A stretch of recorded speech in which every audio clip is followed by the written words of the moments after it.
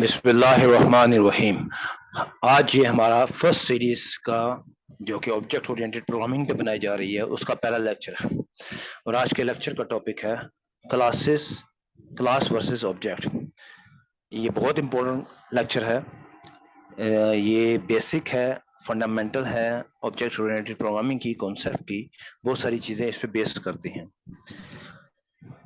एक क्लास जो होती है उसको हम यूं समझ सकते हैं कि एक लेटर का ड्राफ्ट है, एक टेम्पलेट है जिसमें भेजने वाले का नाम या जिसको भेजा जा रहा है उसका नाम और उसका एड्रेस लिखना बाकी है। बाकी सारा ड्राफ्ट तैयार हो गया है। अब हम जिसको भेजना है उसका नाम और एड्रेस लिखेंगे और लेटर की एक कॉपी बन जाएगी। फिर एक और कॉपी बनाएंगे, उस पर दूसरे का नेम एंड दूसरा एड्रेस लिखेंगे। तो ये जितनी कॉपीज बनाते जाएंगे इसको कहते हैं ऑब्जेक्ट्स। जो एक्चुअल टेम्पलेट था, ड्राफ्ट, वो एक सेपरेट पड़ा हुआ है, उसी से हम नेम जो कि लेने वाला है वो और भेजने वाले का एड्रेस उसका भेज के हम निकाल लेते हैं। तो ये ऑब्जेक्ट्स बन जाते हैं। तो क्लास और ऑब्जेक्ट का आपस में यही रब्त रिलेशनशिप बनता है। एक क्लास जो है उसके अंदर दो तरह की चीजें होती है, data members and method members. यानी आप कह सकते हैं क्लास हैज मेंबर्स। मेंबर्स के अंदर दो कैटेगरीज है, एक डाटा मेंबर्स की है और एक मेथड्स मेंबर की है। उसके अलावा क्लास के अंदर कुछ कंस्ट्रक्टर्स होते हैं जो कि कहते हैं स्पेशल मेथड्स होते हैं। ठीक है, इसको हम थोड़ा सा समझते हैं अगली स्लाइड के ऊपर एक एग्जांपल के साथ। इस स्लाइड के ऊपर हमने एक छोटी सी क्लास बनाई है कॉम्प्लेक्स नंबर की। मैथ के अंदर कॉम्प्लेक्स नंबर एक ऐसा नंबर होता है जिसके दो पार्ट होते हैं, एक रियल पार्ट और एक इमेजिनरी पार्ट। दो कॉम्प्लेक्स नंबर को जब हम ऐड करेंगे तो रियल पार्ट आपस में ऐड होते हैं और इमेजिनरी नंबर आपस में ऐड होते हैं और नया कॉम्प्लेक्स नंबर बनता है जो कि जिन दो नंबर्स को हमने ऐड किया था उसका रियल का एडिशन और उसके इमेजिनरी का एडिशन। तो नया कॉम्प्लेक्स नंबर उसके भी दो पार्ट, रियल एंड इमेजिनरी।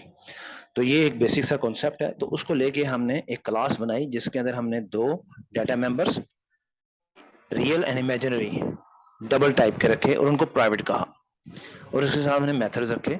अच्छा, इनको प्राइवेट कहना क्यों जरूरी है? जैसे कि हमने स्ट्रक्चर ओरिएंटेड प्रोग्रामिंग और प्रोसीजर प्रोग्रामिंग लैंग्वेजेस की जो हमारा पिछला लेक्चर सीरीज थी उसके अंदर हमने ये नोट किया था कि ग्लोबल डाटा का प्रॉब्लम ये है कि उसको हर कोई हर method easy access, freely access करता है, रीड राइट करता है। उस डाटा की ओनरशिप किसी के पास नहीं होती।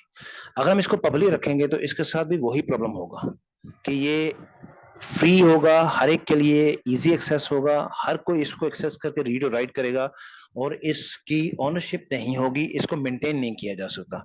तो इसको मेंटेन करने के लिए फिर हम क्या कहते हैं, हम इसको प्राइवेट करते हैं ताकि ओनरशिप कॉम्प्लेक्स नंबर के पास हो, इसका रीड और राइट कॉम्प्लेक्स नंबर ही कंट्रोल करे और वो अपने इन मेथड्स के थ्रू कंट्रोल करता है। हर डाटा मेंबर के साथ दो methods, a pair of methods बनाते हैं, रीड के लिए और राइट के लिए।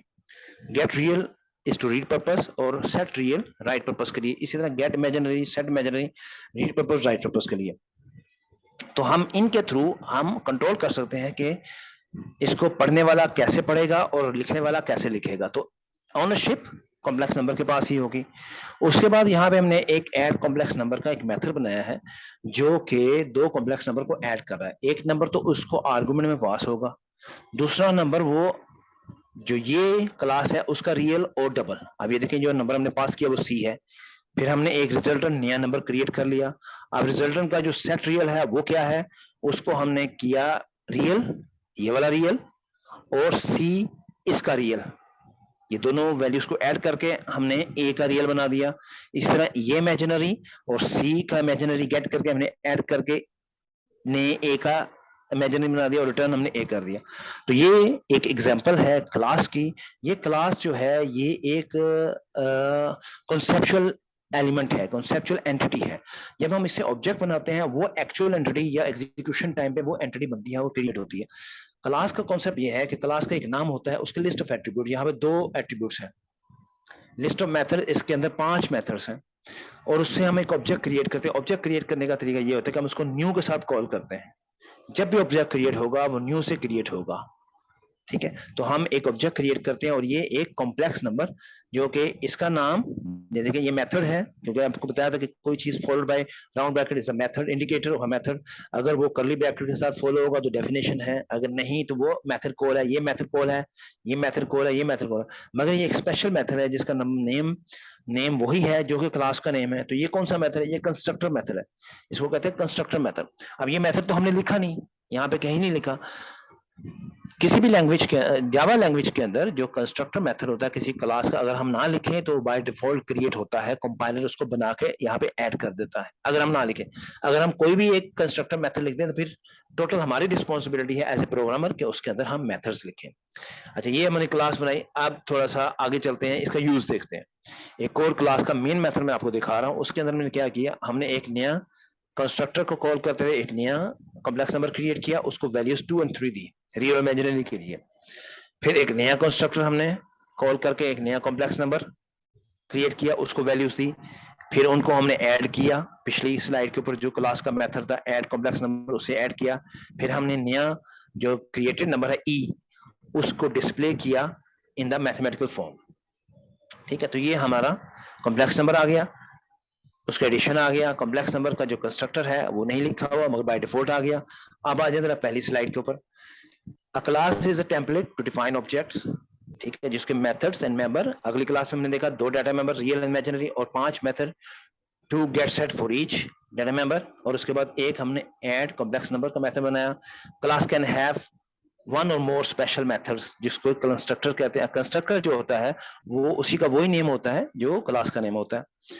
ऑब्जेक्ट में आए, जब ऑब्जेक्ट बनाया तो हमने कौन कौन से ऑब्जेक्ट बनाए, पिछले कोड के अंदर हमने यहाँ पे ऑब्जेक्ट बना रहे ए, तो ऑब्जेक्ट आईडी इज ए, ठीक है। यहाँ पे ऑब्जेक्ट बना रहे हैं हम सी डी ई, ठीक है। ई एक्चुअली हम बना नहीं रहे, ई यहां से जो ए था इसके अंदर वो वापस आ रहा है यहाँ पे ई में, बना हम यहाँ पे 2 रहे हैं, ठीक है। तो इस पे हम आते हैं वापस, unique ID, state, values of data member. जब मैं पहला डाटा मेंबर बनाया तो उसकी वैल्यूज क्या है 2 3, तो इसकी स्टेट 4 5, इसकी स्टेट। जब इसका रिजल्ट आएगा 6 और 8 तो इसकी स्टेट। तो state is the values of the data members and the behaviour set of the methods, ठीक है। अगर आपको एक प्रॉब्लम दी जाए, एक प्रॉब्लम स्टेटमेंट दी जाए और आपको उसका object oriented analysis and design करना हो और उस डिजाइन के बाद आप उसकी प्रोग्रामिंग करेंगे, तो उसमें आपको स्टेटमेंट के अंदर से नाउन्स ढूंढने हैं। जो नाउन्स होते हैं वो इंडिकेटर होते हैं ऑब्जेक्ट्स के लिए, और फिर उसी स्टेटमेंट में आपको वर्ब्स ढूंढने हैं। वो वर्ब्स जो होते हैं वो इंडिकेटर होते हैं बिहेवियर के लिए। तो ये एक अच्छा इंडिकेटर है कि आपकी प्रॉब्लम स्टेटमेंट की जो नेचुरल लैंग्वेज इंग्लिश में लिखा होगा उसमें से नाउन्स ढूंढें, वो कैंडिडेट्स हो सकते हैं for the possible objects in the design. Her noun object नहीं बनेगा, ये याद रखिएगा। सिर्फ वही नाउन ऑब्जेक्ट बनेंगे जो कि एक्चुअली रिक्वायर्ड होंगे प्रॉब्लम स्टेटमेंट के अंदर, यानी कि प्रॉब्लम स्टेटमेंट किसी सॉल्यूशन को बनाने के लिए होगी तो उस सॉल्यूशन के अंदर रिक्वायर्ड होंगे। इसी तरह जो वर्ब्स होंगे वो बिहेवियर बनेंगे, मेथड्स बनेंगे आइडेंटिफाइड ऑब्जेक्ट्स का। ये हमने एग्जांपल देखी। अब आ जाए आगे।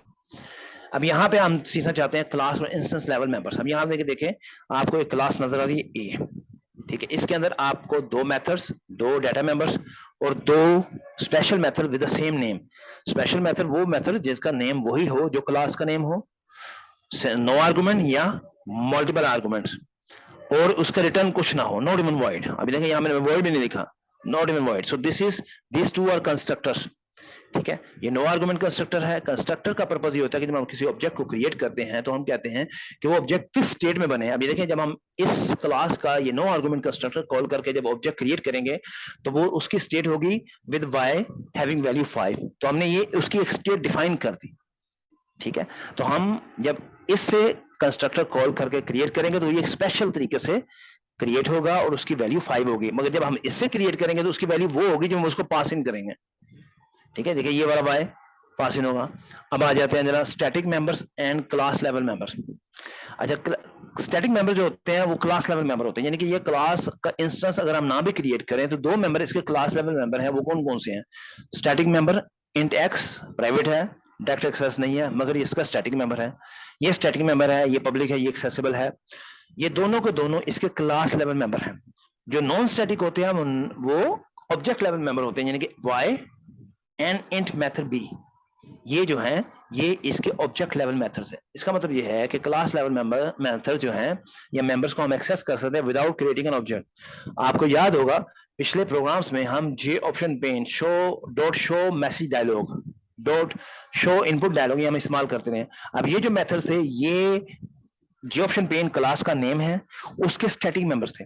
स्टैटिक मेंबर जो होते हैं वो कभी भी कॉल हो सकते हैं without making the class object. अब यह देखें, जो हमारा मेन है वो मेन भी एक स्टैटिक है, और जावा के अंदर हर प्रोग्राम जो होती है वो क्लास होती है, और मेन क्लास के बगैर लिखा नहीं जा सकता, तो मेन किसी क्लास के अंदर लिखा गया। मगर मेन जो है वो स्टैटिक मेंबर है, इसका मतलब है कि जो क्लास का ये मेन मेथड है वो क्लास का ऑब्जेक्ट क्रिएट किए बगैर कॉल हो सकता है। अब मेन को कौन कॉल कर सकता है? मेन को हम कॉल करते हैं जब हम प्रोग्राम को एग्जीक्यूट करते हैं इन्वायरमेंट में, तो हमारा इन्वायरमेंट कॉल करता है मेन को। तो वो मेन का कॉल करने के लिए वो क्लास का इंस्टेंस नहीं बनाता, क्योंकि मेन जो है वो स्टैटिक मेंबर है। स्टैटिक मेंबर जो है बगैर इंस्टेंस के क्रिएट किए कॉल हो सकता है। वापस इस पे आते हैं, तो नॉन स्टैटिक मेंबर जो होते हैं वो आपके इंस्टेंस के बनाने के बाद एक्सेस हो सकते हैं, उससे पहले नहीं हो सकते। यानी कि अगर मैं क्लास ए के साथ ए विद डॉट मेथड ए करूंगा, दिस इज ओके, कॉल हो सकता है, बिल्कुल स्टैटिक है। मगर ए डॉट मेथड बी करूंगा तो ये ओके नहीं है, ये नहीं हो सकता, क्योंकि ये नॉन स्टैटिक मेंबर है। ठीक है, तो जो नॉन स्टैटिक मेंबर्स होते हैं वो इंस्टेंस लेवल मेंबर्स होते हैं, यानी कि वो इंस्टेंस होगा तो मेंबर होंगे, अदरवाइज नहीं होंगे। कंस्ट्रक्टर्स हमने बताया स्पेशल मेथड्स होते हैं, सेम नेम जो क्लास का नेम है, नॉट इवन वॉइड रिटर्न, और उसके बाद वैल्यूज दी जाती हैं, तो ये स्पेशल मेथड्स हो गए। Destructor is used to clean up. अब ये डिस्ट्रक्टर होता है object oriented programming and concept के अंदर, एक कंस्ट्रक्टर का कॉन्सेप्ट है और एक डिस्ट्रक्टर का कॉन्सेप्ट। कंस्ट्रक्टर का जो कॉन्सेप्ट होता है वो ये होता है कि ऑब्जेक्ट को आप कैसे कंस्ट्रक्ट करते हैं, और डिस्ट्रक्टर का कॉन्सेप्ट होता है कि ऑब्जेक्ट को आप कैसे डिस्ट्रक्ट करते हैं। डिस्ट्रक्ट करने का मतलब ये है कि जब आप उसको डिस्ट्रक्ट करेंगे तो आप उसकी जो मेमोरी एलोकेशन है उसको क्लियर करेंगे।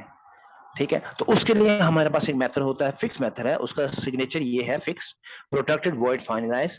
इसके अंदर जो लिखना चाहें हम लिख लेंगे कि हम जब किसी ऑब्जेक्ट को डिस्ट्रॉय करेंगे तो उसके डिस्ट्रक्शन के ऊपर हम क्या क्या एक्शन करेंगे, वो हम यहाँ लिख सकते हैं।